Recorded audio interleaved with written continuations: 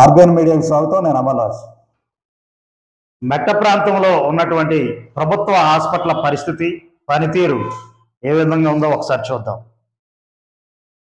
ఈ యొక్క మెట్ట ప్రాంతంలో ఉన్నటువంటి 2 నియోజకవర్గాలు, ఎందుకంటే చింతలపూడి నియోజకవర్గం ముఖద్వారం అయినటువంటి జంగారెడ్డిగూడెం నుంచి మరి పోలవరం నియోజకవర్గంలోకి ఎంటర్ అవుతూ ఉంటుంది. పోలవరం నియోజకవర్గం చింతలపూడి నియోజకవర్గానికి కలిపి కేవలం ఒకే ఒక ప్రభుత్వ హాస్పిటల్, 100 పడకల హాస్పిటల్ మన జంగారెడ్డిగూడెంలో ఉంది.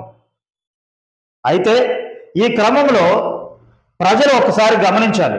ఎందుకంటే గత 75 సంవత్సరాలుగా ఈ యొక్క ప్రాంతంలో ఉన్నటువంటి ప్రజలు వైద్య సదుపాయాల నిమిత్తం అనేక రకాలైన ఇబ్బందులు పడడం మనం చూస్తూ ఉన్నాం. ఆ ఇబ్బందులు ఏంటి, వాటి పరిస్థితులు ఏంటో ఒకసారి మీకు వివరంగా చెప్పే ప్రయత్నం చేస్తాం. అదేంటంటే ఈ జంగారెడ్డిగూడెం ప్రాంతం అనేది ఇది. ఈ యొక్క జంగారెడ్డిగూడెం ప్రాంతంలో ఒక ప్రభుత్వ హాస్పిటల్, అంటే 100 పడకల హాస్పిటల్ ఇక్కడ ఉంది. ఇక్కడికి వచ్చే ప్రజలు చింతలపూడి నుంచి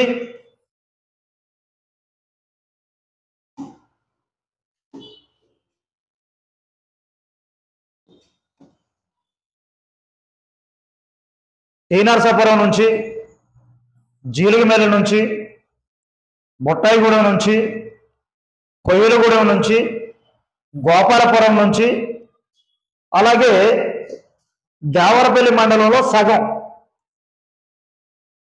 అలాగే ఇటు ద్వారకా తిరుమల దగ్గర నుంచి కూడా కొంతమంది జంగారెడ్డిగూడెం ప్రభుత్వ హాస్పిటల్ రావడం జరుగుతూ ఉంటుంది.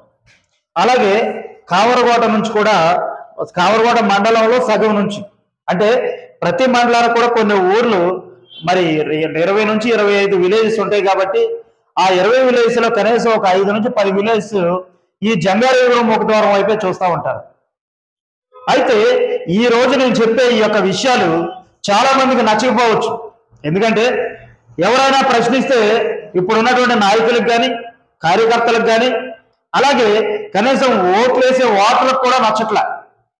కారణం ఏంటంటే వాళ్ళ అభిమాన నాయకుడికి ఎక్కడ మచ్చొచ్చేస్తుందో అన్న భయం. ఇక్కడ చూడండి, ఈ యొక్క 100 పడకల హాస్పిటల్ని మనం తీసుకున్నట్లయితే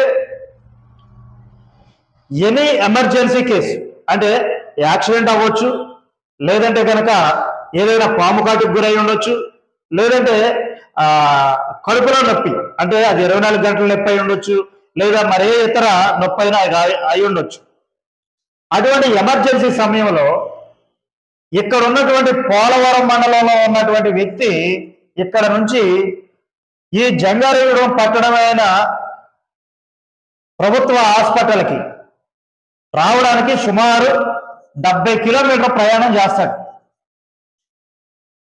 అతను ఎంతో బాధతో, అతనికి ఉన్నటువంటి ఆ బాధతో ఆ టైంలో అప్పుడున్న సిచ్యువేషన్ బట్టి ఆటో లేదా వేరే ఏదైనా వాహనం మాట్లాడుకుని 70 కిలోమీటర్ల ప్రయాణం చేసిన తర్వాత జంగారెడ్డిగూడెం ప్రభుత్వ హాస్పిటల్కి చేరడం జరుగుతూ ఉంటుంది. అలాగే ఇక్కడ బొట్టాయిగూడెం మండలం కూడా నియర్లీ అంటే 12 కిలోమీటర్లు స్టార్ట్ అవుతుంది, కానీ దాన్ని కూడా దొరమామిడి సరౌండింగ్స్కి వెళ్ళేసరికి సుమారు 30 కిలోమీటర్ల 30 కిలోమీటర్ల యొక్క డిస్టెన్స్ ఇక్కడ ఉంటుంది బొట్టాయిగూడెం మండలం చివరికి చూసుకున్నట్లయితే. అలాగే ఈ జీలుగుమెల్లి ప్రాంతం నుంచి కూడా సుమారు 28 కిలోమీటర్లు ప్రయాణం చేయాల్సి ఉంటుంది. సరే, ఇవన్నీ అంటే 30 కిలోమీటర్లు. ఇక్కడ టీనర్సాపురం నుంచి కూడా నియర్లీ 30 కిలోమీటర్లు బొరంపాలెం సరౌండింగ్స్ నుంచి, అంటే టీనర్సాపురం మండలంలో బొరంపాలెం, టీనర్సాపురం ఇవన్నీ కలుస్తాయి. అలాగే అట్ ది సేమ్ టైం చింతలపూడిలో కూడా హాస్పిటల్, సరైన హాస్పిటల్ లేదు. చింతలపూడి నుంచి కొంతమంది ఏలూరు వెళ్తారు, అలాగే కొంతమంది ఏలూరు వెళ్తారు, కొంతమంది ఈ సగభాగం జంగారెడ్డిగూడెం ప్రిఫర్ చేస్తారు. అలాగే కావరవాడ నుంచి కూడా అంతే. మరి ఇన్ని కిలోమీటర్ల డిస్టెన్స్ నుంచి ఈ జంగారెడ్డిగూడెం ప్రాంతంలో ఉన్నటువంటి 100 పడకల హాస్పిటల్కి ప్రజలు వస్తూ ఉంటారు. మరి సరే వీళ్ళందరూ అయితే 50 నుంచి 60, 70 కిలోమీటర్ల వరకు